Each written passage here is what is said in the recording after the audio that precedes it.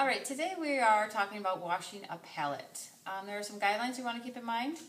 First, you want to make sure you keep the palette near the bottom of the sink and it's angling down towards the sink.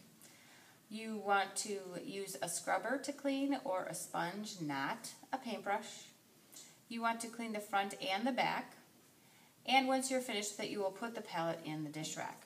So the first step would be to turn your water on slowly.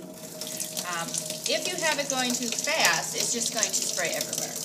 Then you're going to take your palette and hold it down low, and the water will do some of the work, but if you wait for the water to do all the work, you will be here all day. So you can use a scrubber like this, or you could use a sponge to do the cleaning, and you're just scrubbing low and towards the back of the sink.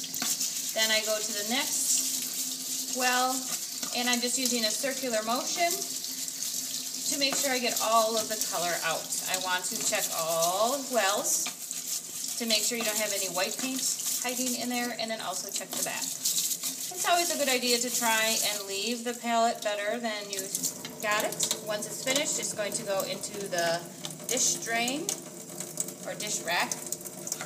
And then I can go to the next one and do the same thing. Now, let's say I'm using a sponge. You would do the same thing, use a circular motion to clean all of the color out.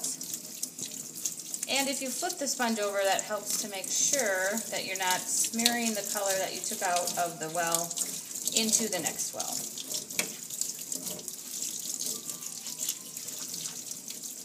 And then finally, you check the back. I'm going to squeeze out this sponge a little bit because there's a lot of paint on it. I clean out the back, put it in the drying rack, and then you also want to think about the sink. Take a few minutes, and if you see chunks, take your sponge, wipe the sponges out, or wipe the globs of paint out, rinse your sponge slightly, clean out your brush, and then both get stored back in the dish rack.